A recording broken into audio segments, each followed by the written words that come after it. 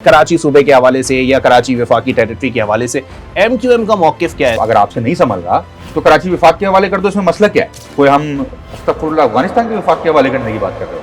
आप एक साजिश कर रहे हैं कि जिस सिंध की तकसीम हो जाएगी। ये अगर साजिश है तो फिर आइन में क्यों है? आइन किसने बनाया है? भुट्टो साहब ने आइन बनाया है। किसने बनाया है भाई? ये बताते हैं ना खड़े हो। इसका मतलब आप भुट्टो के विजन पे नहीं, आप आइन को नहीं मानते।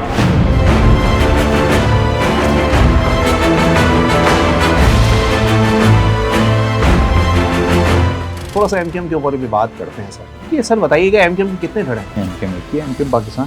भाई मैं बैठा हूँ, मुझसे आप पूछें आप जो है वो पर्सनल किस लीडर को लाइक करते हैं, मैं बोलूँगा सैयद मुस्तफा कमाल को लाइक करता हूँ। तो इसमें ग्रुप बंदी कहाँ से आ गई? पीपल्स पार्टी की बैड गवर्नेंस के ऊपर कोई भी ग्रुप बंदी। ताना बहुत पड़ता है आप लोगों को उस बात के ऊपर कि आप लोगों ने अपना तो कायद छोड़ दिया, आप लोग आवाम की बात करते हैं। बेनज़ीर का कत्ल कब हुआ? 2007 में। मिल गया कातिल। उसके एक साल बाद तो इनकी सिंध हुकूमत थी, वफाकी हुकूमत थी। ये हमें ताना नहीं देंगे कायद छोड़ दिया। अब तुमने तो अपना कायद मार दिया।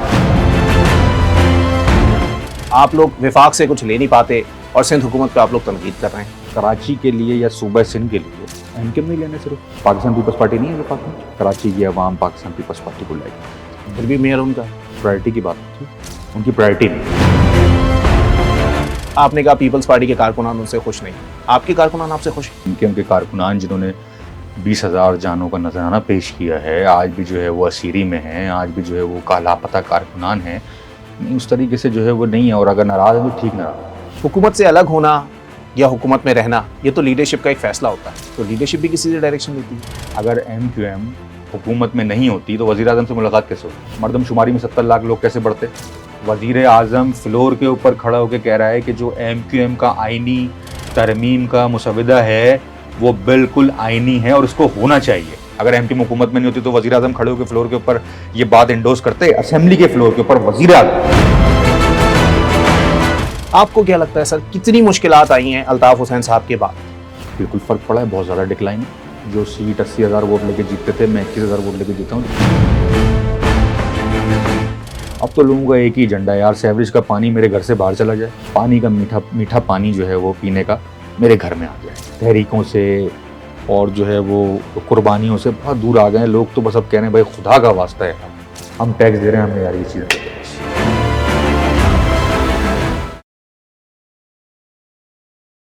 औज़ुबिल्लाहिमिनश्शैतानिर्रजीम, बिस्मिल्लाहिर्रहमानिर्रहीम। MM पॉडकास्ट में आपको खुशामदीद कहेंगे। आज कुछ बात होगी कराची के हवाले से, कराची के मसाइल के हवाले से, सिंध की सियासत के हवाले से।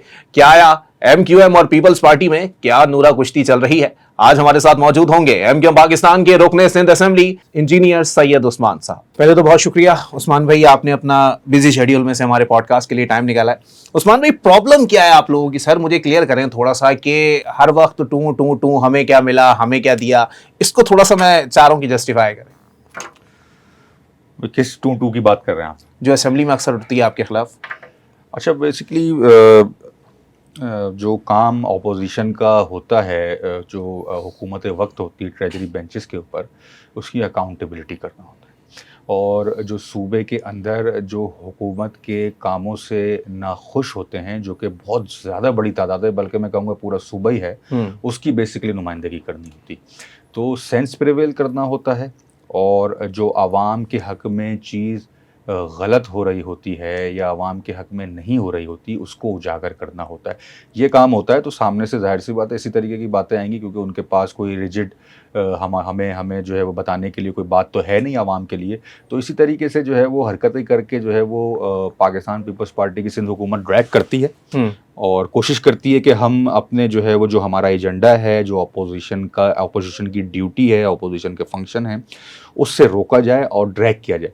तो हमने इस जो है वो बजट में हम ड्रैग नहीं हुए, और जो है वो पीपल्स पार्टी की सिंध हुकूमत की जो कारकर्दगी थी, जो इस साल का आने वाला बजट है, जो एक्सपेंडिचर, उसको हमने खोल के बताया कि ये अवामी बजट नहीं है। और हमने इसको साबित भी किया कि ये बजट प्रोग्राम नहीं है गरीबों के लिए, ये सरमायादारों के लिए बचत प्रोग्राम है। अच्छा, तो इसकी मतलब निशानदेही कैसे कर रहे हैं? इसकी निशानदेही ऐसे कर रहे हैं कि पहले जो टारगेट था पिछले साल का, जो आपके दो टारगेट हैं, दो सोर्सेज हैं आपकी। एक तो आप विफाक को जमा करके देते हैं, फिर डिविजिबल पूल टैक्स के जरिए आप वो पैसे वापस ले लेते हैं। सही। और एक आपकी जो रिसोर्स है वो है सूबा प्रोविंशियल टैक्स रेवेन्यू। तो प्रोविंशियल टैक्स रेवेन्यू में इस साल 75 अरब रुपए का इजाफा हुआ है। सही। तो ये कहाँ से लेंगे आप? शहरी इलाकों से लेंगे ना। बिल्कुल। आपने जो है वो कोई ऐसा सिस्टम तो बना नहीं रखा कि आप ये दादू से जमा करेंगे। आपने कराची से ही जमा करना है ना। ये इस 75 अरब में से 65 अरब रुपए आपने यहीं से जमा करने। तो 380 अरब रुपए जो ब्रेकअप है, 380 अरब रुपए का टारगेट था पिछले साल सेल्स टैक्स का प्रोविंशियल। सही है। इस दफा 450 अरब है। 70 अरब रुपए किसकी जेब से जाएंगे? ये आप और मैं तय कर लेना। अच्छा, आप बता दें ये बात मुझे, कौन जी, देगा? हम देंगे, कराची वाले कराची देंगे। देगा ना। तो जी। कराची देगा जब इसका 90% प्रोपोर्शन, तो फिर जो है वो इसी वजह से खोल खोल के बता रहे हैं लोगों को। अच्छा उस्मान भाई, एक चीज़ जो है वो काफ़ी असेंबली के अंदर आप लोगों के हवाले से डिस्कस होती है कि जनाब आप लोग विफाक से कुछ ले नहीं पाते और सिंध हुकूमत पे आप लोग तनकीद कर रहे हैं। वजह क्या है सर? और वाज़े तौर पर कराची के लिए इस वक्त स्ट्रेटजी MQM की है क्या कि पीपल्स पार्टी को किस तरह से टफ टाइम देना है, या किस तरह से पीपल्स पार्टी को वो मामला उजागर करने हैं जो शायद उनकी नज़र में नहीं आ रहे? सबसे पहले तो इस पे मैं एक मंतकी आपको जवाब दूंगा जी। कि विफाक से कराची के लिए या सूबा सिंध के लिए, बिलखुसूस कराची और हमारा सूबा सिंध, MQM नहीं लेने, सिर्फ पाकिस्तान पीपल्स पार्टी नहीं है विफाक में। तो वो तो कहते हैं इत्तेहादी है आप लोग, 92 नहीं, इत्तेहादी तो वो भी ना, हुकूमत तो उनकी वजह से भी है ना। जी, जी। 92 वो हट जाए, हुकूमत गिर जाएगी। क्यों नहीं हटते? तो विफाक से लेने के लिए जिम्मेदारी MQM की है। ये क्या बात हो गई? और दूसरी बात ये कि विफाक से हमने लिया है 2023 की सेंसस में 1,35,00,000 पे कराची आपका क्लोज हो गया था। अच्छा, आपको अगर याद हो, जी, जी, बिल्कुल याद है। MQM ने वजीर आजम से 6 मीटिंग्स की हैं। 6 मीटिंग करने के बाद आज कराची, जो कि हम डॉक्यूमेंटेड आबादी पॉपुलेशन को ठीक नहीं मानते, लेकिन 70 लाख लोगों को बाजियाब किसने कराया विफाक से? पीपल्स पार्टी करा लेती ना भाई, सिंध का दारुल खिलाफा था ना, बिल्कुल करा लेती। तो आज जो कराची की 70 लाख आबादी, जो 2,04,00,000 है डॉक्यूमेंट पे, पूरे सिंध की 5,54,00,000 है। तो सिंध का काम भी MQM नहीं किया ना विफाक से लेके। कराची किसका दारुल खिलाफा है? सिंध का। तो किसकी आबादी बढ़ी? कराची की तो बढ़ी, लेकिन सिंध सूबे की बढ़ी ना। सूबे की बढ़ी, तो बिल्कुल। सूबे की आबादी बढ़ने के बाद आपको उस 18वीं तरमीम के हिसाब से फिर पैसे भी ज्यादा मिलेंगे। तो MQM ने करके तो दे दिया आपको काम भाई। आपके जो हिस्से का काम था वो भी MQM ने करके दे दिया, तो आप भी कुछ कर लें। लेकिन उस्मान भाई, यहाँ सवाल ये पैदा होता है कि चले ठीक है 70 लाख लोग आप लोगों ने बाजियाब कराए, लेकिन अभी भी उतनी आबादी नहीं है जितनी की डॉक्यूमेंट्स के अंदर जो है वो बताई जा रही है। वसाइल उस आबादी के लिहाज से है जो कि डॉक्यूमेंटेड मामलात हैं। आपको क्या लगता है कि जो वहाँ से रकम आ रही है या वहाँ से वसाइल आ रहे हैं, उसके तनाजुर में कराची के अंदर इस वक्त इस चीज़ को जो है वो डेवलप करके रखना आसान है? देखिए, मैं जो आप 2,04,00,000 की आबादी के ऊपर हमने जो है वो एक बात की, सबसे पहले तो मैं अभी ये नहीं बता रहा कि कराची की आबादी कितनी है, सबको मालूम है। 3.5 करोड़ प्लस आबादी है। बाहर का इन्फ्लक्स भी कराची में, जिसका मौजूदा और मुस्तकिल पता भी यहाँ का, और मुसलसल बढ़ भी रहा है। और बढ़ भी रही है। कराची में जो डॉक्यूमेंटेड 2,04,00,000 की आबादी है, जो सेंसस ब्यूरो ऑफ स्टैटिस्टिक्स कहता है, उस हिसाब से भी वसाइल नहीं मिल रहे। देखिए, हम किस बात की बात कर रहे हैं? हम कह रहे हैं कि हर साल जो NFC नेशनल फाइनेंस कमीशन इजरा होता है अवार्ड का, उससे जो पैसे आते हैं वो पैसे सूबों को मिल जाते हैं। 4 इंडिकेटर्स है ना। सबसे बड़ा इंडिकेटर है, जिस इंडिकेटर से पैसे मिलते हैं, बाय मींस ऑफ पॉपुलेशन, उसका रेशो है 82%। फिर रेवेन्यू कलेक्शन है, फिर इनवर्स पॉपुलेशन डेंसिटी है, फिर जो है वो उसकी टैक्स कलेक्शन है उस सूबे की। तो 82% बाय मींस ऑफ पॉपुलेशन आपको पैसे वापस मिल जाते हैं। अच्छा, सही है। तो वो 2,04,00,000 की आबादी, जो 5,54,00,000 का 37% है, सिंध की 37% आबादी कराची में मुकीम है, क्या उस हिसाब से जो है वो CM सिंध कराची को पैसे देते हैं? कराची को 2%, 3%, 4% भी हिस्सा नहीं मिलता। और जो मिलता है, कराची को 60 डिस्ट्रिक्ट में डिवाइड किया हुआ है। 60 डिस्ट्रिक्ट में जहां आबादी है, उस डिस्ट्रिक्ट में कुछ भी नहीं मिलता। डिस्ट्रिक्ट सेंट्रल को कुछ नहीं मिलता, डिस्ट्रिक्ट ईस्ट को कुछ नहीं मिलता। तो कहां खड़े हैं? चले उस्मान भाई, फिर अब आ जाते हैं सिंध हुकूमत की कारकर्दगी के ऊपर। ठीक है, आप बतौर MP क्या सोचते हैं सर कि कराची के लिए अगर आप लोगों की नज़र में सिंध हुकूमत काम नहीं कर रही है तो उसके पीछे मुहर्रिकात क्या है? देखिए, बहुत सारे मल्टीपल इंडिकेटर्स हैं। तो पाकिस्तान पीपल्स पार्टी, अब एक लाइकिंग डिसलाइकिंग होती है। कराची की आवाम पाकिस्तान पीपल्स पार्टी को लाइक नहीं करती। अच्छा, फिर भी मेयर उनका है। मेयर जिस तरीके से बना है आपको मालूम है, एमक्यूएम ने बाइकआउट किया, अपने हिसाब से उन्होंने डिलिमिटेशन की, जो है वो 73 यूसियाँ जो है वो कम गिनी पॉपुलेशन के हिसाब से। एमक्यूएम ने तो जो है वो डिलिमिटेशन के खिलाफ जो इलेक्शन हुए उस इलेक्शन का जो है वो बाइकआउट किया। तो जो है वो फिर जाहिर सी बात है, जब अकेले मैदान में खेल रहे थे तो उन्होंने जीतना था, और कौन जीतता? जमात इस्लामी भी तो मौजूद, जमात इस्लामी को 9 टाउन मिल गए ना, उसमें खुश है। जमात इस्लामी को 9 टाउन मिल गए। अब वो जैसे तैसे मुर्तज़ा वहाब साहब को मेयर बनाए तो जमात इस्लामी वाले आपको बता देंगे, अच्छे तरीके से बताते रहते हैं वो अक्सर बताते तो रहते हैं। चले ठीक है, तो फिर इसके ऊपर आप आ जाते हैं कि चले क्या वजह है सर कि क्यों काम नहीं करना चाहते आप लोगों की नज़र में, और क्या चीज़ें ऐसी हैं जिनको हाईलाइट करने की वजह से वो ज़्यादा तिल मिला जाते हैं? इनकॉम्पिटेंसी, अच्छा, इनकॉम्पिटेंट लीडरशिप है। आप अगर ये समझें कि अगर सिर्फ उनका काम करप्शन करना हो, उनका काम जो है वो बेज़ाब्तगियाँ करना हो, उनका काम सिर्फ और सिर्फ चीज़ों में जो है वो पैसे कमाना हो, तो प्रायोरिटी है ना। कराची में तो मैं अभी कराची की क्या बात कर रहा हूँ, सिंध पूरा तबाह हाल है, तो प्रायोरिटी की बात होती है, उनकी प्रायोरिटी नहीं है। जिस दिन प्रायोरिटी हो जाएगी, ये सब जो है वो जो 2 नंबरियाँ ये लोग कर रहे हैं, आती रहती है ना खबर, एक पीडी 8.5 अरब खा गया, कुछ क्या कौन क्या खा गया, किसके जो है वो घरों से कितने पैसे निकल गए, कौन जो है वो नैबज़दा है, सब मालूम है सबको। तो प्रायोरिटी नहीं है। जिस दिन प्रायोरिटी होगी काम भी हो जाएगा। और हम तो कहते हैं कि आप ये सारे काम, कराची नहीं है या कारकर्दगी ही प्रायोरिटी नहीं है? मैं कारकर्दगी प्रायोरिटी नहीं है, मैं तो बोलूंगा सिंध की आवाम बड़ी मजलूम है भाई। सिंध की आवाम मजलूम? हाँ बड़ी मजलूम है, और उसका 37% कराची में रहता है, डॉक्यूमेंट बता रहा है। तो इस मजलूमियत मैं तो कहता हूँ 50% आबादी सिंध की कराची में मुकीम है। सही। तो अगर मैं सिंध की बात कर रहा हूँ तो इसका मतलब कराची की बात कर रहा हूँ ना, सबसे ज्यादा आबादी तो यही रहती है ना सिंध की, तो मैं यहीं की बात कर रहा हूँ। पूरे सिंध का बुरा हाल है, आप सिर्फ कराची की क्या बात कर रहे हैं, लाड़काना भी तबाह बर्बाद है, मीरपुर खास चले जाएं, अभी एक हैदराबाद चले जाएं, अभी एक मीटिंग हुई है, टंडो आदम चले जाएं, टंडो यार चले जाएं, कहाँ जाना चाहते हैं, साथ चलते हैं, 7 चल लेते हैं, बहुत बुरी पोजीशन है।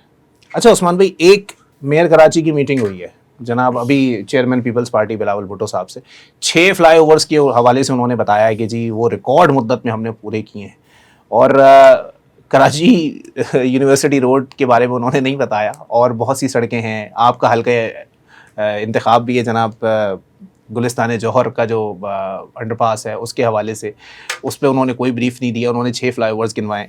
क्या लगता है सर, ये चीज़ वो बार बार हाईलाइट करते हैं कि इसको कारकर्दगी नहीं कहेंगे तो क्या कहें? यही पोजीशन अगर रही ना जी, तो कायद आज़म के मज़ार को भी ओन करना पड़ जाएगा कि ये मैंने बनाया है। बिलावल भुट्टो को लाएंगे और बोलेंगे ये मैंने ज़बरदस्त कायद आज़म का मज़ार बनाया है, आए इसको देखें और इसको इफ्तिताह कर दें।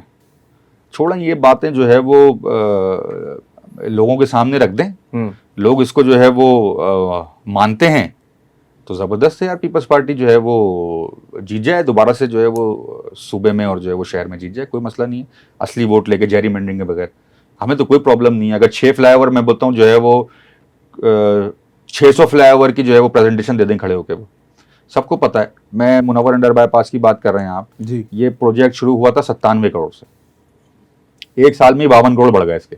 अच्छा, 1 साल में 52 करोड़।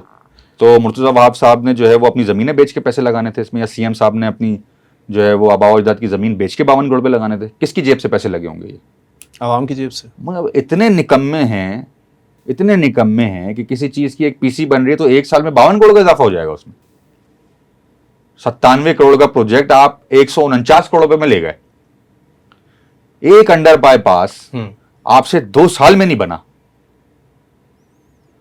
एमक्यूएम के मेयर मुस्तफा कमाल ने 8 महीने में 3 कॉरिडोर बनाए थे, 3 कॉरिडोर लगाएं, गूगल पे सर्च करें तो आपको पता चल जाएगा। रिकॉर्ड, पाकिस्तान में रिकॉर्ड कायम किया था 8 महीने में। इनसे जो है वो 2019 से बीआरटी मंसूबा कंसीव हुआ है, 2021 में जो है वो उस पर काम शुरू हुआ, आज 2027 से। इतने निकम्मे हैं, क्या हाल है, क्या पोजीशन है। पूरी 50 लाख की आबादी जो है वो कराची की जो है वो रोज़ की बुनियाद पर डिस्टर्ब रहती है। अब तो वो जिन्होंने ले लिया है वो बना लेंगे। तो ये इस लेवल के निकम्मे लोग हैं। तो ये अपनी नाकामियां छुपाने के लिए इस तरीके की जो है वो प्रेजेंटेशन देते हैं। चेयरमैन साहब को मैं आपके पॉडकास्ट से तवस्सुस से चेयरमैन बिलावल भुट्टो साहब को कहूँगा, इनके जो है वो फ्रॉड बाजियों में ना आए। आप तो आते हैं कोई साल में 1 दफ़ा 2 दफ़ा, आप कोई प्रेजेंटेशन देते तो नहीं खुश हों, आवाम का जो परसेप्शन है उसको जो है वो आप पढ़ें, उसको सुने, तो पता चल जाएगा कि ये कितने जो है वो पॉपुलर लोग हैं यहाँ पे। लेकिन उस्मान भाई, अब यहाँ सवाल ये पैदा होता है कि उनका जो है वो मौक़िफ़ ये ज़ाहिर सी बात है, उन्होंने कुछ बातें कही हैं, मैं चाहूँगा आप उसका जवाब दें। वो ये कहते हैं कि जनाब वो लोग आके कराची के ऊपर बात कर रहे हैं जिनके पास हमेशा से हुकूमत रही है, जो हमेशा से वफाकी हुकूमत में रहे, क्या हासिल किया उन्होंने कराची के लिए। दूसरी चीज़ सर, एक नया मुतालबा जो है वो दोबारा जन्म ले रहा है, हालांकि मुतालबा नया नहीं है, मुतालबा पुराना ही है, लेकिन दोबारा जन्म ले रहा है। वो है कराची सूबे के हवाले से या कराची वफाकी टेरिटरी के हवाले से। MQM का मौक़िफ़ क्या है सर? क्या MQM अब भी इतनी ताकत रखती है? क्योंकि मैं अब भी की बात, आपको पता होगा कि मैं किस कॉन्टेक्स्ट में कर रहा हूँ, अब भी इतनी ताकत रखती है कि उस चीज़ के ऊपर वो इम्प्लीमेंट करा सके।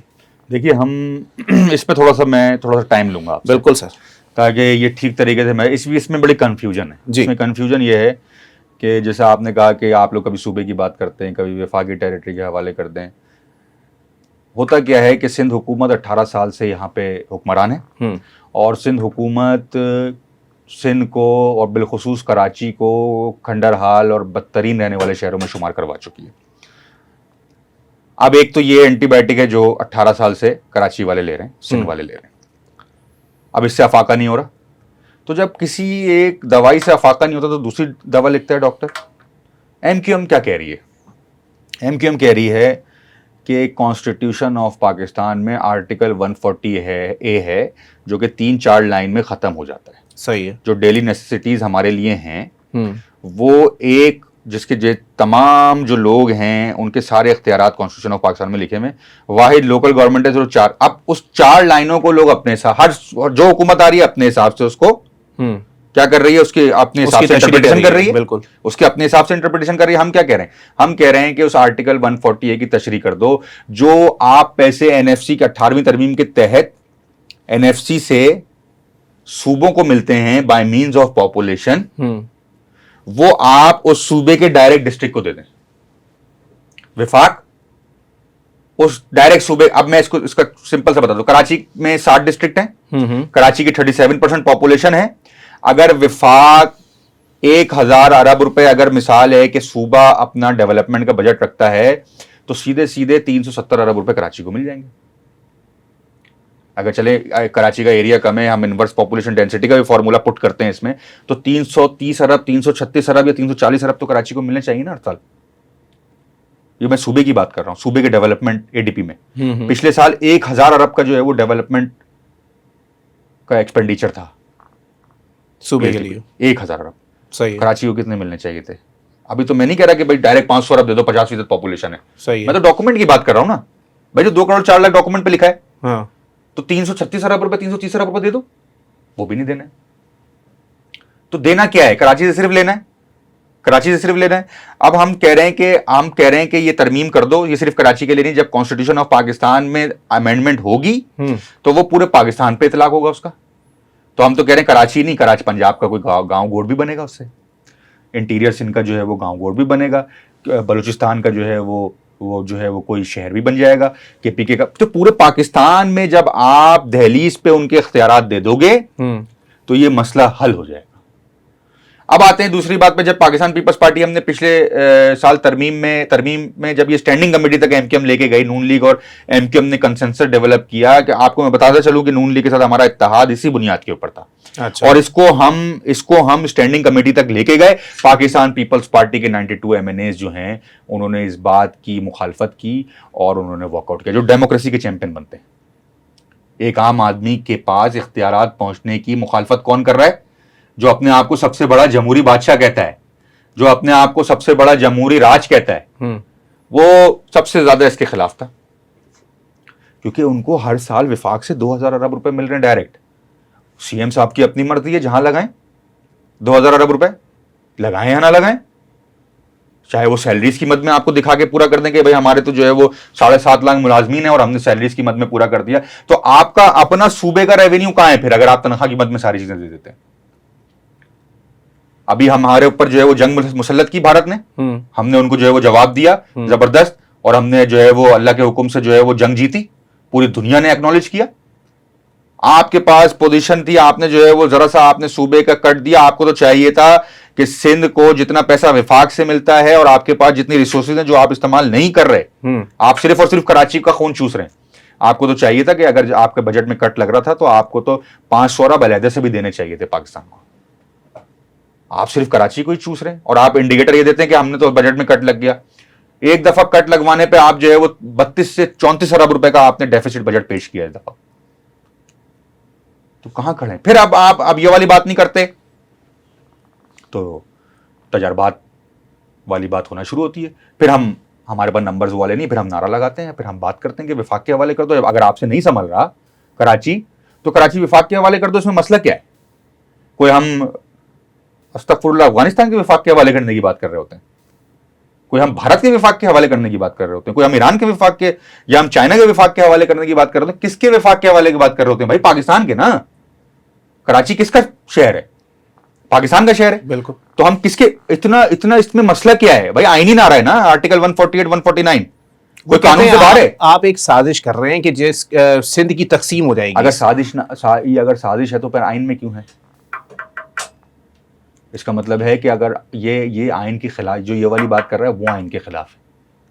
हम तो आइनी हुक्म की बात कर रहे हैं। फिर तीसरा, फिर अगर ये वाली बात नहीं मानते फिर सूबों का नारा लगना शुरू हो जाता है, तो वो भी आइनी बात है, ये भी आइनी एंटीबायोटिक है। गैर आइनी बात तो आप करते हैं। आइन किसने बनाया? आप पाइनियर है ना इसका, आप चैंपियन बनते ना। भुट्टो साहब ने आइन बनाया है। किसने बनाया है भाई? ये बताते हैं ना खड़े होके। भुट्टो साहब ने आइन बनाया है। वो तो मैं इस पे डिबेट पे नहीं जाता कि कौन कौन शामिल था। वो तो जाहिर सी बात है उस वक्त वो वजीर आजम थे तो उनके जो है वो ट्रॉफी तो कैप्टन को ही दी जाती है। बहुत सारे लोग शामिल थे। अभी मैं नाम लेना शुरू करूं तो पता नहीं, मेरे ख्याल से पॉडकास्ट ही खत्म हो जाएगा। ठीक है, अभी हम मान लेते हैं भुट्टो साहब ने बनाया है। तो भुट्टो साहब ने गुंजाइश क्यों रखी है सूबे बनाने की, अगर सिंध 5000 साल पुरानी धरती है तो? या भुट्टो साहब लिख के चले गए थे कि जिंदगी भर पीपल्स पार्टी जीतेगी?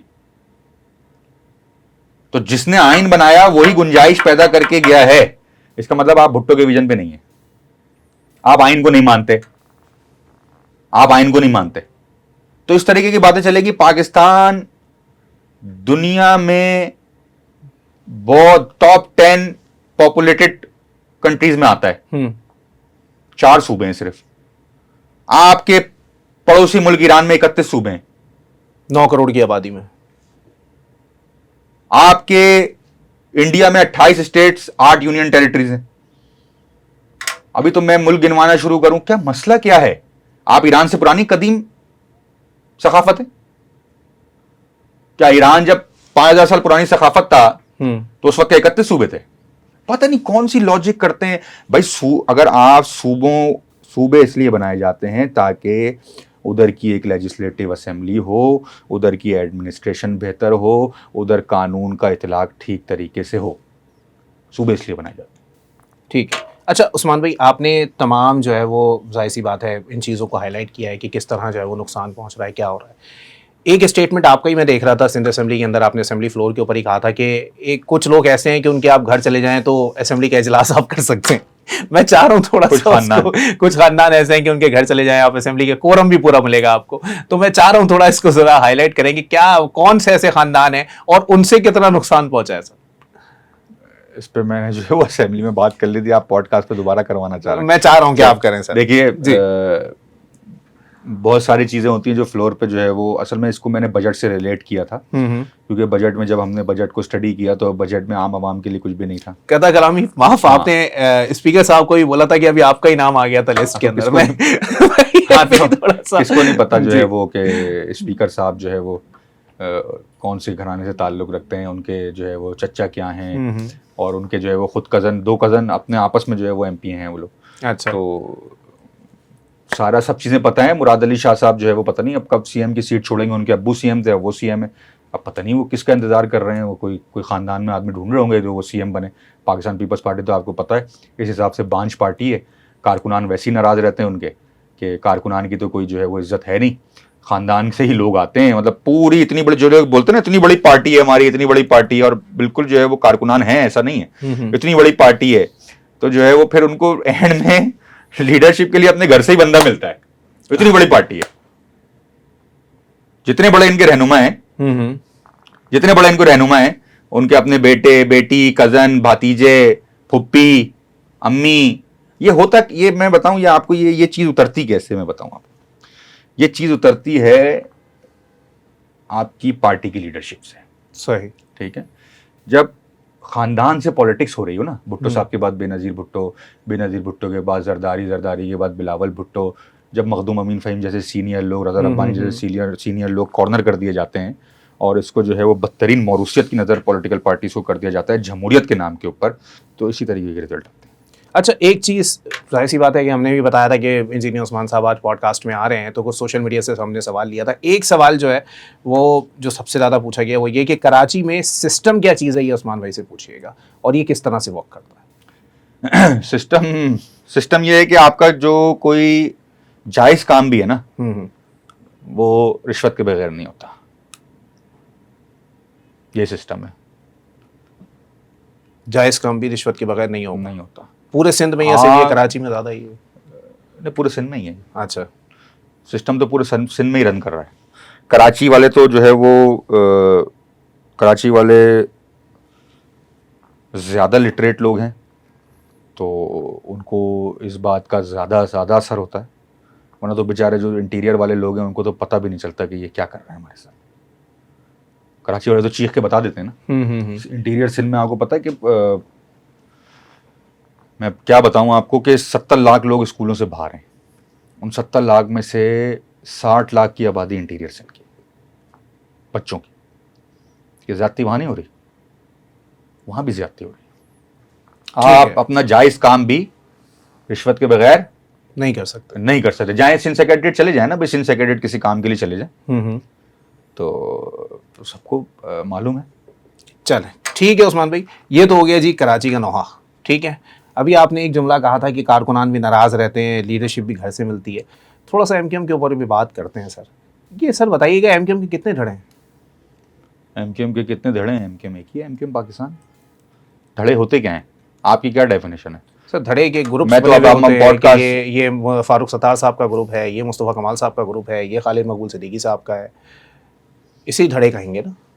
नहीं, इसको मैं थोड़ा सा इसको क्लियर कर दूँ। बिल्कुल। जब हम इधर पॉडकास्ट में बैठे ना, ये जाहिर सी बात है एक सब देखेंगे भी, बिल्कुल, और जो है वो शहरी सिंध की सबसे बड़ी जमात है और सिंध की दूसरी बड़ी जमात है, तो ठीक बात जानी चाहिए।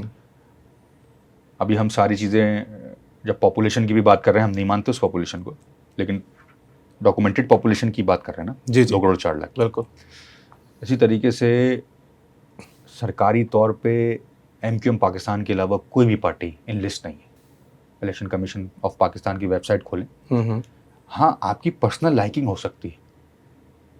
भाई मैं बैठा हूँ, मुझसे आप पूछें, आप जो है वो पर्सनल, आप किस लीडर को लाइक करते हैं, मैं बोलूँगा सैयद मुस्तफ़ा कमाल को लाइक करता हूँ। तो इसमें ग्रुप बंदी कहाँ से आ गई? हो सकता है मुझे उनकी जो है वो वे ऑफ टॉकिंग पसंद हो, उनकी लीडरशिप स्किल्स पसंद हो, तो इसमें ग्रुपिंग कहाँ से आ गई? हो सकता है किसी को फारूक सत्तार साहब अच्छे लगते हो, नहीं, तो इसमें लीडरशिप कहाँ से? पर्सनल लाइकिंग की बात कर रहे हैं। अगर उस्मान भाई प्रेस कॉन्फ्रेंस करके बोलें कि मुझे मुस्तफ़ा कमाल साहब पसंद है, और खासकर इसी बात को बताने के लिए उन्होंने मीडिया का जो है वो वक्त जो है वो लिया हो। उस्मान साहब ने कब किया? नहीं, मैं कह नहीं रहा, मैं कह रहा हूं अगर ये बात जो है वो उस्मान साहब करें कि जी वो प्रेस कॉन्फ्रेंस बुलाएं और वहां बैठ के बोले जी मुझे तो मुस्तफ़ा कमाल साहब पसंद है, तो ये तो एक चीज अलग हो जाएगी ना। ये तो पर्सनल लाइकिंग से अलग हो जाएगी कि आप तो ये तो आपने कोई फ्यूचर का प्लान दे दिया कि उस्मान भाई ये वाला काम करेंगे आपके जहन में? मैं आपको बता, देखें जी, आप अभी यहाँ से घर जाएंगे ना, जी, उसके 3-4 रास्ते होंगे जी, ठीक है। कोई जो है वो थोड़ा सा 5 मिनट ज़्यादा लंबा रास्ता होगा, कोई थोड़ा सा कम, कोई शॉर्ट रास्ता होगा। हमारी पीपल्स पार्टी की बैड गवर्नेंस के ऊपर कोई भी ग्रुप बंदी नहीं है, सिर्फ एक मुद्दे के ऊपर कोई हमारी हो सकता है, हम कहें कि यार इस रास्ते से, पीपल्स पार्टी को इस रास्ते से जाके हमें उनकी बैड गवर्नेंस को डैमेज करना चाहिए। अच्छा, इसके ऊपर इख्तिलाफ राय पार्टी के अंदर होनी चाहिए, बिल्कुल होनी चाहिए। बादशाह तो नहीं है ना जी, तो उसने बोल दिया तो बस सर उड़ा दो। इतनी मुश्किल से तो जान छूटी है ये वाले मामले में। पहले कोई एमक्यूएम में आ जाता था तो जाना मुश्किल हो जाता था। हालांकि ताना बहुत पड़ता है आप लोगों को उस बात के ऊपर कि आप लोगों ने अपना तो कायद छोड़ दिया, आप लोग आवाम की बात करते हैं। तो कायद तो हमने तो सिर्फ छोड़ा, इन्होंने तो अपना कायद मार दिया था बेनजीर। अभी छोड़ें, इस बार लंबी हो जाएगी, फिर लंबी हो जाएगी। चल ठीक है, लंबी नहीं करते। पिछले साल एक करारदाद आई असेंबली में, सीएम साहब ने पेश की। अच्छा, एक तारीखी फैसला आया था भुट्टो साहब का कि ये गलत जजमेंट थी। सही है, आया था? बिल्कुल आया था। कितने साल बाद? काफी अरसा हो गया था। अदालती कत्ल उसको बार बार बोला गया, फिर पिटीशन आई और उसके बाद फिर उन्होंने बोला कि नहीं जी ये 45 साल बाद जी, तकरीबन 45 साल बाद जी। 2 जनरेशन गुजर गई और वो सिंध असेंबली में पढ़ रहे हमारे कायद। तो अब बेनजीर का कत्ल कब हुआ, शहादत कब हुई? 2007 में। कितने साल हो गए? मिल गए कातिल, मिल गए कातिल। उसके 1 साल बाद तो इनकी सिंध हुकूमत थी, वफाकी हुकूमत थी, अभी भी सदर पाकिस्तान है। कहां है कातिल? ये हमें ताना नहीं देंगे कायद छोड़ दिया। अबे तुमने तो अपना कायद मार दिया, तो तुम्हें उसी की आह लगी है। जो आज तुम थोड़ी सी नियत भी करते हो ना काम करने की, अल्लाह ताला तुम्हें जो है वो तुमसे काम नहीं लेता। तुम नाअहल लोग हो, तुम अपने लीडर के कातिल हो और उसी के नाम पे वोट। जो बेनजीर की तस्वीर हटाएं बैन अफ्लेक से, जितने जो थोड़े बहुत वोट मिल रहे हैं ना सिंपैथी के, वो भी नहीं मिलेंगे। मैं तो रिक्वेस्ट करूंगा सिर्फ जरदारी साहब की तस्वीर लगाया करें, तो इनको लग पता चलेगा इनकी पोजीशन क्या है। अच्छा ठीक है उस्मान भाई, आपने बता दिया कि जी आप लोगों ने कायद छोड़ा, उन्होंने मार दिया, लेकिन फिर भी बात मैं ये नहीं कह रहा मार दिया, मैं कह रहा हूं अभी तो यही तो कहा आपने मार दिया। तो जाहिर सी बात है ना, जो कातिल नहीं पकड़ सके हुकूमत में होने के बावजूद भी और अभी भी मौजूदा हुकूमत में है, बेनजीर से कातिल बता दें मुझे आप कौन है? 19 साल हो गए। मैं कोई इंक्वायरी ऑफिसर थोड़ी था सर बेनजीर। अरे तो भाई आपको कोई न्यूज तो आई होगी ना, कोई जो है वो चीज तो आई होगी ना, क्यों नहीं पकड़ पाए कातिल? भाई जो है वो पब्लिक प्लेस पे जो है वो शहीद किया गया ना बेनजीर साहब, हम भी बड़ी इज्जत करते हैं उनकी। तो ऐसी बातें ना करें, बुरी बात है। अभी असेंबली में ठीक ठाक जवाब दिया है फिर हमने इनको ना। ठीक है। अच्छा एक अभी कुछ दिन पहले फारूक सत्तार साहब ने एक प्रेस कॉन्फ्रेंस की थी जिसमें उन्होंने, मैं तो यही कहूंगा, धमकी लगाई वफाक को कि जी हम अलग हो जाएंगे और वो सारी चीजें। फिर उसके बाद उन्होंने जितने एमपीएस जो है वो उनकी वेबसाइट पे बैठे हुए थे सबसे बोला कि भाई आप लोग मुत्तफिक हैं। ये पूछने की नौबत क्यों आई फारूक सत्तार साहब को, ये मुझे थोड़ा सा समझ में नहीं आया। दूसरी चीज, उसके ऊपर सोशल मीडिया पे एक हंगामा खड़ा हुआ कि आप लोग ये धमकियां लगाना बंद करें। उसकी वजह ये है कि आप लोग सिर्फ और सिर्फ जो है ना वो डायरेक्शन के ऊपर चल रहे हैं, अच्छे बच्चों की तरह आप लोग चलेंगे और जब आपको बोला जाएगा कि हुकूमत से अलग हो आप तब होंगे। एक तो ये तो अजीब सी बात है, कौन बोले बगैर चलता है यहाँ पे, ये तो रहने दें। और दूसरी बात ये है कि अगर उन्होंने एमपीएस से पूछा कि तो क्या हो गया, अगर पार्टी के अंदर मशावरती अमल है तो उसमें क्या प्रॉब्लम? मशावरती अमल 4 दीवारी के अंदर नहीं होता, या फिर प्रेस कॉन्फ्रेंस में मीडिया के कैमरों के सामने उनको पूछना पड़ेगा कि जनाब आप लोग मुत्तफिक हैं? ये मैं पूछ के बताऊंगा, फारूक सत्तार साहब से पूछ के बताएंगे, बताइएगा जरूर उस्मान मैं भाई। अभी देख भी लूंगा वाली प्रेस कॉन्फ्रेंस। अच्छा उस्मान भाई, अब यहाँ सवाल ये पैदा होता है कि आपने कहा पीपल्स पार्टी के कारकुनान उनसे खुश नहीं है, आपके कारकुनान आपसे खुश हैं? डेफिनेटली 100% तो किसी भी चीज़ की जो है वो नहीं होती परसेंटेज सेटिस्फेक्शन की, सेटिस्फैक्ट्री रेट 100% तो किसी चीज़ का भी नहीं होता। नहीं होंगे खुश, बिल्कुल ठीक बात है। एमकेएम के कारकुनान जिन्होंने 20,000 जानों का नजराना पेश किया है, आज भी जो है वो असीरी में हैं, आज भी जो है वो लापता कारकुनान हैं, नहीं उस तरीके से जो है वो नहीं है। और अगर नाराज़ है तो ठीक नाराज़ है, बिल्कुल आपके सामने जो है वो पॉडकास्ट में कह रहा हूँ। हमें और काम करना चाहिए और जो है वो जितनी जल्दी हो सके फाइनेंशियल अथॉरिटीज़ अपने पास लें और कराची का जो नोहा है उसको जो है वो कराची को जल्द अज जल्द जो है वो खुशहाली का शहर बनाएं तो ठीक है। और अगर नाराज़ हैं, और नाराज़ इसीलिए हैं ना कि जो है वो एमकेएम को इस बुरा हाल में देख के नाराज़ है ना, तो मैं अपनी ही बात कर लेता हूँ, सकता है मुझसे नाराज़ हों और बिल्कुल बजा नाराज़ हैं उनको। तो उस्मान भाई कारकुनान ये नहीं सोचते होंगे कि हमारी लीडरशिप हर दौर में हुकूमत के अंदर होती है, वफाकी वजारतें भी लेती है, लेकिन फिर भी हमारे कारकुनान बाजियाब नहीं हो पाते, हर तरह की मीटिंग्स के अंदर मौजूद होने के बावजूद भी कारकुनान बाजियाब नहीं हो पा रहे? ये तो 700 से ज़्यादा, इसको मैं नाअहली कह सकता हूँ? मैं नहीं, नाअहली नहीं, मैं आपको थोड़े से नंबर्स देना चाहता हूँ। जी जी बिल्कुल। मुस्तफ़ा कमाल एमकेएम पाकिस्तान की सीनियर लीडरशिप, 700 से ज़ायद लापता कारकुनान, जो कोई 10 साल से, कोई 12 साल से, कोई 14 साल से, कोई 18 साल से लापता थे, उनको मुस्तफ़ा कमाल लेकर आए ना। इंशाअल्लाह ताला जो रह गए हैं वो भी इंशाअल्लाह ताला लेकर आएंगे, इसमें हम पुरअज़्म हैं। आपको मालूम है जब ये मर्जर हो रहा था उस वक्त 585 लापता साथी मुस्तफ़ा कमाल और अनीस कायम खानी भाई ने बाजियाब कराए थे। नहीं पता आपको? 585। तो इंशाअल्लाह ताला ये 700 से ज़्यादा तादाद चली गई, इंशाअल्लाह जो रह गए हैं वो भी लेकर आएंगे। मैं कारकुनों की नाराज़ ये नहीं कह रहा कि 100% नाराज़ हैं, मैं ये कह रहा हूँ कुछ होंगे नाराज़, लेकिन हम उनको माइनॉरिटी ही होगी, वो परसेंटेज कम होगी नाराज़ कारकुनों की। लेकिन मैं नाराज़ कारकुनों को माइनॉरिटी की होने की वजह से ये तो नहीं बोलता हूँ कि उनकी नाराज़गी गलत है। मैं तो ये कह रहा हूँ कि अगर एक कारकुन भी नाराज़ है, एक कारकुन भी नाराज़ है, तो वो बजा नाराज है। तासुर तो ये भी दिया जा रहा है कि पसे पर्दा भी आप लोगों की कोई बातचीत चल रही है जिसकी वजह से वो कारकुनान जिनको फांसियों की सजाएं हो चुकी थी वो भी बरी होना शुरू हो गए। इसमें कितनी सदाकत? फांसी की सज़ा किसको हुई है? कोई किसको सज़ा हुई फांसी की? एक तरीक़ेकार है जी जी, एक तरीक़ेकार है। अगर आप जो है सजाएं वो सुनाई अपील गई में हैं। जाते हैं, जी, आप जी। अपील में जाते हैं, मिसाल सिटी कोर्ट है, फिर जो है वो आपकी हाई कोर्ट है, फिर आप जो है वो सुप्रीम कोर्ट है, अपील में है। अगर ऐसा केस कोई हुआ भी है तो वो कानूनी तरीके से हुआ होगा। पसे पर्दा बातचीत में नहीं, उसमें कोई ताल्लुक पसे नहीं है। पर्दा क्या बातचीत होगी? पसे पर्दा कोई बातचीत नहीं होती। ये सिर्फ जो है वो व्यूज़ लेने के लिए अच्छी बात है ये। अच्छा, पसे पर्दा कोई बात नहीं होती। पसे पर्दा कोई बातचीत नहीं होती। अभी थोड़ी देर पहले आपने ही कहा था सर कि डायरेक्शन के बगैर तो कोई भी नहीं चल रहा। नहीं, डायरेक्शन आपने किस उसमें ले ली ये बात? आप बताएं ना, आपने किस भाई कॉन्टेक्स्ट में की थी? मैं अगर आया हूँ हम्म, तो मैं जो है वो अभी पार्टी की लीडरशिप को बता कर आया हूँ मैं ना, डायरेक्शन लेकर आया हूँ। मैंने तो उस जुमरे में कई बात, आप भी अगर यहाँ पॉडकास्ट कर रहे हैं, कोई ना कोई आपका जो है वो कोई होगा ना, कोई मैनेजर तो होगा ना बिल्कुल। जिसकी डायरेक्शन पे आपने ये पॉडकास्ट कर रहे होंगे। तो डायरेक्शन का मतलब आप लोग हमेशा गलत क्यों लेते हैं?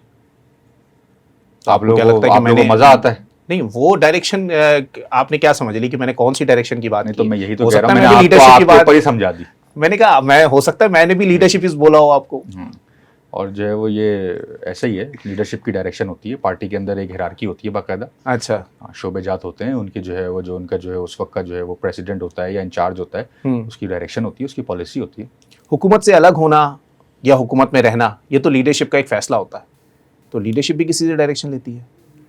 हुकूमत में रहना और हुकूमत से हट जाना, इसके ऊपर एमक्यूएम ने बहुत ज़्यादा जो है वो डिटेल में जवाब दे चुकी। मैं दोबारा से दे देता हूँ ताकि जी जी तो बिल्कुल। जो है वो एक तरीके से आपने अपील डाल दी मेरे पास। अच्छा, अभी एमक्यूएम हट जाती है विफाक से, एक सेकंड के लिए सोचते हैं, ठीक है। फिर क्या करें? अगर एमक्यूएम हुकूमत में नहीं होती तो वज़ीर आज़म से मुलाकात कैसे होती? मर्दमशुमारी में 70 लाख लोग कैसे बढ़ते? 6 दफ़ा मीटिंग कैसे होती? और अगर एमक्यूएम हुकूमत से हट जाए तो ये आईनी तरमीम कौन कराएगा जिसके ऊपर हम बैठे हुए हैं, जिसका हम वेट कर रहे हैं, जिसका हम इंतज़ार कर रहे हैं? वज़ीर आज़म फ्लोर के ऊपर खड़ा होकर कह रहा है कि जो एमक्यूएम का आईनी तरमीम का मुसविदा है वो बिल्कुल आईनी है और उसको होना चाहिए। अगर एमक्यूएम हुकूमत में नहीं होती तो वज़ीर आज़म खड़े होकर फ्लोर के ऊपर ये बात एंडोर्स करते, असेंबली के फ्लोर के ऊपर वज़ीर आज़म एंडोर्स कर रहे हैं, वज़ीर आज़म को तो इम्प्लीमेंट करना चाहिए। नहीं, वज़ीर आज़म एंडोर्स करें, वज़ीर आज़म कोलेशन में है ना। अच्छा। मैंने आपको बताया ना, स्टैंडिंग कमेटी तक नून लीग और एमक्यूएम पाकिस्तान और दीगर जमातों का जो कंसेंसस डेवलप हुआ था इस तरमीम के ऊपर, उसको हम स्टैंडिंग हाउस से स्टैंडिंग कमेटी तक ले गए थे। लेकिन पाकिस्तान पीपल्स पार्टी के शायद इसमें शामिल नहीं है, क्योंकि वो जाहिर सी बात है उनके हज़ारों अरबों रुपए का मामला है भाई, एक दिन में नहीं हो जाएगा ये, एक दिन में नहीं होगा। आप लोगों को भी चाहिए कि सेंस प्रिवेल करें लोगों में, ये एक दिन में नहीं होगा। हुकूमत से अलहदगी का ऐलान या हुकूमत से अलहदगी की बात करने के लिए मुझे लगता है एमक्यूएम को फारूक सत्तार साहब ज़्यादा प्यारे लगते हैं वो बात करते हुए, क्योंकि जब मैंने देखा था पीपल्स पार्टी के दौर में काफ़ी मरतबा जो है एमक्यूएम जो है वो बाहर आई थी हुकूमत से, तब भी फारूक सत्तार साहब ये आगे ऐलान करते थे। अभी जो मामला है उन्होंने विफाक को वाज़ेह तौर पर कहा है कि हम हुकूमत से अलहदा होने और अपोजिशन बेंचेस पर सोचने का, बैठने का सोच सकते हैं। तो इसमें फारूक सत्तार साहब को भी किरदार क्यों सामने आता है, ये मुझे समझ नहीं आती बात। ठीक है, सिर्फ फारूक सत्तार साहब ऐलान करने आएंगे? नहीं, सीनियर लीडरशिप है और जो है वो अगर वो बयान देते हैं, कुछ सोच समझ के देते होंगे, उसके बाद हो सकता है जो है वो फिर जब ये लोग साथ बैठते हों तो चीज़ें जो है वो जब डिस्कशन में आती हों तो फिर चीज़ें चेंज हो जाती हैं।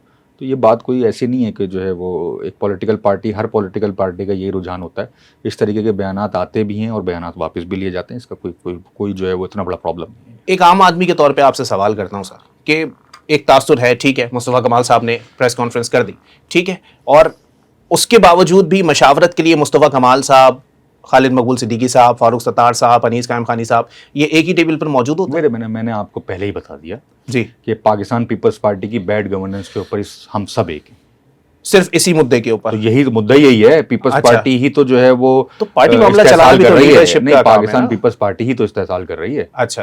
और कौन कर रहा है भाई? सियासी जमात जो है वो उसका काम क्या है? सियासी जमात अगर वो अपोजिशन में है तो वो वक्त के हुक्मरान जो इस्तेहसाल कर रही है उसके साथ जो है वो लड़ना है ना, उसके साथ लड़ना है ना। पहले तो उसको कंसेंसस की दावत देनी है कि भाई ये काम नहीं करो, आप ये काम करो। डायरेक्शन दिखा दिखा के थक गए तो अब इंशाल्लाह ताला एहतजाज की तरफ जाएंगे और इसके ऊपर सब एक। बतौर पॉलिटिकल वर्कर ठीक है ना, एमक्यूएम से हट के बात करते हैं, आपको क्या लगता है सर कितनी मुश्किलात आई हैं अल्ताफ हुसैन साहब के बाद एमक्यूएम को? देखिए, ये तो एक तरीके से ओपन सीक्रेट हो चुका है। पाकिस्तान की तारीख में, और बिलखुसूस मैं अगर शहरी इलाकों की बात करूं, जो अर्बन सेंटर्स हैं पूरे पाकिस्तान के, वहाँ पे इंडिविजुअल आदमी का वोट नहीं होता। वहाँ पे तो पार्टी के लीडर का वोट होता है। बिल्कुल, पार्टी की एक इंडिविजुअल शख्सियत होती है, इंडिपेंडेंट, उसका वोट होता है। बिल्कुल फ़र्क पड़ा है, बहुत ज़्यादा डिक्लाइन है, बहुत ज़्यादा डिक्लाइन है। जो सीट 80,000 वोट लेके जीतते थे, मैं 21,000 वोट लेके जीता हूँ। जो सीट 80,000 और दूसरी पोजीशन जो है वो 3,000 2,500 वोट की होती थी पार्टी की, उसका कैंडिडेट खड़ा नहीं होता था। तो डिक्लाइन है, इसको पुर कर रहे हैं। और अगर वक्त के ऊपर हम चीज़ें नहीं कर पाए और आवाम को ठीक तरीके से डायरेक्शन नहीं दे पाए, जिस तरीके से हम कह रहे हैं कि आइनी तरमीम हमने करानी, दुआ करें कि आप लोग दुआ करें और हम लोगों का साथ दें कि आइनी तरमीम हो जाए। अब कराची के शहरी, हैदराबाद के शहरी चाहते हैं कि अब हमारा शहर बन जाए। अब उस चीज़ से बड़े बड़े बड़े दूर आ चुके हैं लोग। अब तो लोगों का एक ही एजेंडा है, यार सीवरेज का पानी मेरे घर से बाहर चला जाए, पानी का मीठा मीठा पानी जो है वो पीने का मेरे घर में आ जाए। मैं जब घर से निकलूं, मैं मोटरसाइकिल निकालूं, मैं गाड़ी निकालूं, तो मुझे सड़क मिल जाए। छोटे छोटे अब तो लोग बहुत दूर आ गए इस चीज़ से, तहरीकों से और जो है वो कुर्बानियों से बड़ा दूर आ गए हैं लोग। तो बस अब कह रहे हैं भाई खुदा का वास्ता है यार, हम टैक्स दे रहे हैं, हमें यार ये चीज़ें दे दो बस। वो चीज़ तो बहुत दूर चली गई जो आपने सवाल किया, बहुत ज़्यादा दूर चली गई। तो उस वक्त वो चीज़ें मौजूद थी, तभी लीडरशिप के साथ ज़्यादा मामला जो है वो, या फिर आवाम का ताल्लुक जो है वो लीडरशिप से ज़्यादा था? सोचते होंगे, आवाम सोचती होगी ऐसा, बिल्कुल सोचती होगी। आवाम के सोचने के ऊपर तो हम पाबंदी नहीं लगा सकते एज अ पॉलिटिकल वर्कर। मैं सोचता हूँ नहीं सोचता, इसकी वैल्यू नहीं है। मैं सोचता हूँ या नहीं सोचता, इसकी वैल्यू नहीं है। अगर आवाम सोच रही है तो हो सकता है कुछ ना कुछ इसमें हो। देखें, आवाम जो सोचती है ना, प्रिवेल तो उसी चीज़ को होना होता है। वक्ती तौर पे तो बहुत सारी चीज़ें ऐसी हो जाती हैं, फिर हमारे एज अ पॉलिटिकल वर्कर हमारा काम है आवाम को ठीक तरीके से सेंस प्रिवेल करना। जैसे बजट में हमने खोल खोल के चीज़ें बताई, ताकि आवाम को पता तो हो कि आपका टैक्स का पैसा कहाँ लगने जा रहा है इस साल। तो ये हमारा ये काम है, फिर आवाम का फैसला करना आवाम का काम है। काफ़ी सारी लीडरशिप है जो अचानक मंजर-ए-आम से गायब हो जाती है, फिर अचानक मंजर-ए-आम पे आ जाती है। उनके हवाले से क्या कहेंगे? हैदराबाद से रिजवी साहब, वसीम अख्तर साहब तो एक वक्त में बहुत ही ज़्यादा नाराज़ होकर बैठ गए थे, हमारे पास तो ये भी इत्तलात थी। फिर अचानक वो प्रेस कॉन्फ्रेंस में नमूदार हो गए। वजह क्या दिखाई देती है सर? क्योंकि एक तासुर ये भी जा रहा था कि जी मुस्तफ़ा कमाल साहब से नहीं बनती उनकी, इसलिए जो है वो वसीम अख्तर साहब ने किनारा कशी इख्तियार की थी पीएसपी के ज़म होने के बाद।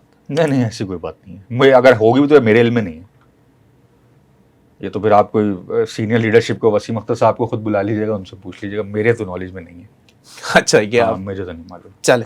और है अब जो है वो ये जितनी भी लीडरशिप है ये आते जाते रहते हैं। मंजर-ए-आम क्या होता है? सीनियर लीडरशिप, हाँ, सीनियर लीडरशिप। मंजर-ए-आम क्या होता है? ये अचानक गायब हो जाना और फिर अचानक नमूदार हो जाना, इसको मंजर-ए-आम पर आने का ही कहता है। पता नहीं, आपने ये डेफिनेशन निकाली हुई है, मैं तो जो है वो चल, आखिर में मुझे बता दीजिएगा सर, क्योंकि आप लोगों के ऊपर भी वाज़े तौर पर इल्ज़ाम लगता है सर कि आप लोग फॉर्म 45 वाले नहीं हैं, फॉर्म 47 वाले हैं। ठीक है जी, 2018 में जो कुछ हुआ वो हमारी नॉलेज में है, उसके ऊपर काफ़ी चीज़ें हमने भी, मैं तो एक केस भी भुगत रहा हूँ उसके ऊपर। 2024 के इंतखाबात के हवाले से मुझे बताइएगा वाज़े तौर पर कि एमक्यूएम के हवाले से, क्योंकि बिलावल भुट्टो साहब भी तंज करते थे, बाकायदा उन्होंने एक तंजिया मुस्कुराहट भी दी थी कि जी 17 सीटें मिल गई, बड़ी बात है। क्या लगता है सर, फॉर्म 45, 47 और पीपल्स पार्टी की बात करूंगा मैं, सिंध असेंबली में बहुत तनकीद होती है आप लोगों के ऊपर कि जी हम जो है वो फॉर्म 45 वाले हैं, आप 47 वाले। इसकी वजह यह है कि सबके सब पीटीआई की ट्रेन में बैठना चाहते हैं। पीपल्स पार्टी, हाँ, ये तो आप ये किसका, ये जो बयानी है, ये किसका बयानी है? किस पॉलिटिकल पार्टी का? पीटीआई का है बिल्कुल। तो ये पीपल्स पार्टी क्यों बैठ जाती है इसके ऊपर? पीपल्स पार्टी 92 एमपीएस से 117 एमपीएस पे कैसे आ गई? तो फिर हम अगर निकालना शुरू करेंगे ना तो बिलावल साहब की एमएनएशिप भी चली जाएगी। निकाल के लाऊंगा, अगले अगर पॉडकास्ट करें बिलावल साहब का रिजल्ट निकाल के लाऊंगा। रियल बिलावल साहब अपनी लड़काना की सीट हारे हैं। मैंने ये कमिटमेंट है आपसे? कमिटमेंट है। ठीक है सर, अगले पॉडकास्ट के अंदर हाँ, बिलावल साहब हाँ, का रिजल्ट लेके बैठेंगे। हाँ, मैं बता रहा हूँ आपको, अपनी सीट हारे हैं बिलावल साहब। और वो जितवाई गई है। छोड़ें। और दूसरी बात ये, मैंने तो अभी आपको इससे पहले डिस्कस करके बता दिया, मैंने आपको बता दी ये बात, मैंने आपको बता दी ये बात कि हमारा डिक्लाइन क्यों आया है। कोई जब 4-5 अपनी जो पक्की सीटें 80-80 हज़ार वोट वाली, जब वोट भी आधे हों पॉपुलेशन की तरफ, जब 80,000 वोट ले रहे हो, आज 20,000 21,000 वोट लेके जीत रहे हो, डिक्लाइन तो आया है, उसको मान रहे हैं बात को। अब उसको आप फॉर्म 45 फॉर्म 47 से जो है वो पहले 52 MP होते थे, आज 37 MP, डिक्लाइन तो आया ना। अब इसको आप किसी भी बयानिए से के साथ जोड़ दें तो सेल आउट कर दें, नहीं होगा सेल आउट, आपकी नाअहली सेल आउट होगी। नासिर शाह साहब, सईद गनी साहब सब यही बात कर रहे हैं। सईद गनी साहब ने तो बात की थी, तो जो है वो उनके ऊपर खुर्शीदी पिटीशन लगी हुई थी। जी जी। इरफानुल्लाह मरवत साहब जीते हुए थे वहां से। ये किस तरीके से जीते हैं अभी छोड़ें, आप उस पर भी बात कर लेंगे। आखिर में मैं रिजल्ट निकालें ना, सईद गनी साहब का रिजल्ट निकालें, चल सर्च करें भाई, अभी सर्च कर लेना। सईद गनी साहब ने बड़ो हीरो बन के कहा ना, वो पीटीआई की ट्रेन में अपनी तो बात करने के लिए कुछ भी नहीं थी। हमने टैक्सेस के ऊपर बात की, हमने जो है वो प्रोविंशियल एडीपीज के ऊपर बात की, हमने करप्शन के ऊपर बात की, सारा सब खेचतान के जो है वो पीटीआई की ट्रेन में बैठ के जो है वो सईद गनी साहब ने बोला मैं बड़ा कूल लग रहा हूं, उनके ऊपर खुद पिटीशन तो लगाए ना भाई। आप नहीं, मैं बिल्कुल करूंगा इसको सर्च, और अगले पॉडकास्ट के अंदर हम लोग ये रिजल्ट, टाउन नाजिम इनका भाई, मेयर इनका, वजीर आला इनका, जो है वो सदर पाकिस्तान, फिर पता नहीं कितनी दफा वजीर आजम इनका। सईद गनी साहब अपनी सीट कौन सा जीतने चले सर वाली, छोड़ें इस बात को। हम तो कह रहे हैं, हम तो मान रहे हैं इस बात को, हमारा डिक्लाइन आया है, हमारा डिक्लाइन आया है, चीजों को बेहतर करने की जरूरत है। फरहान अंसारी साहब से गुफ्तगू रहती है अक्सर? हाँ ना भाई, हमारे फरहान अंसारी साहब का जो स्टेटमेंट आया था, मैं उस पर थोड़ा सा कमेंट चाह रहा हूँ सर, कि किस कॉन्टेक्स्ट में उन्होंने वो बात की थी। वो स्टेटमेंट मैं दोहराना नहीं चाह रहा, आपको भी पता है, बड़ा मशहूर हुआ था, बड़ा वायरल हुआ था। किस कॉन्टेक्स्ट में वो बात की गई थी? देखिए, उसका एक पूरा का पूरा एक बैकग्राउंड है उसका। अच्छा। जब सीएम साहब ने बजट पेश किया, उसके बाद सारे एमपीएस बात करते हैं, जो ट्रेजरी बेंचेस के ऊपर भी होते हैं, तो पीपल्स पार्टी के जो एमपीएस थे वो सारे के सारे बजट के ऊपर बात करने के बजाय, जब हम बजट के ऊपर बात कर रहे थे तो इस तरह की बातें कर रहे थे कि एमकेएम भत्ताखोर, एमकेएम बोरी बंद लाशें और ये वो सारी चीज़ें कर रहे थे। तो ये उसके ऊपर ऑनरेबल फरहान अंसारी साहब ने जो है वो बयान जो दिया था, वो ये दिया था कि यार इसके तो विक्टिम हम रहे, बोरियां तो हमारे लोगों की बनती थी, 20,000 लोगों की जाने तो हमने दी हैं, शोधा कब्रिस्तान तो हमारा है, और ये तो तुम्हारे वजीर दाखिला के दौर में, नसीरुल्लाह बाबर के दौर में जो है वो हमारे लोगों के ये नाम रखे गए, और किस तरीके से तुम लोगों के जो है वो उसमें ऑपरेशन किए गए। तो इसके ऊपर तो जो है वो ऐसा जो है वो करा, और जो है वो मैं आपके पॉडकास्ट से ये बताना चाहता हूं कि बाकायदा तौर पर हाउस के अंदर समझे कि हमला करने की पूरी कोशिश की गई फरहान अंसारी साहब पर, असेंबली के अंदर, चूंकि स्टेट ऑर्गन है।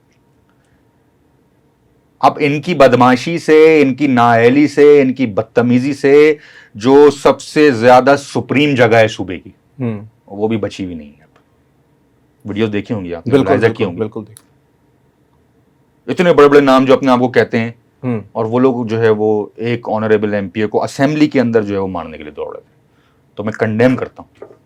बहुत शुक्रिया उस्मान भाई, आपने अपना कीमती वक्त इनायत किया।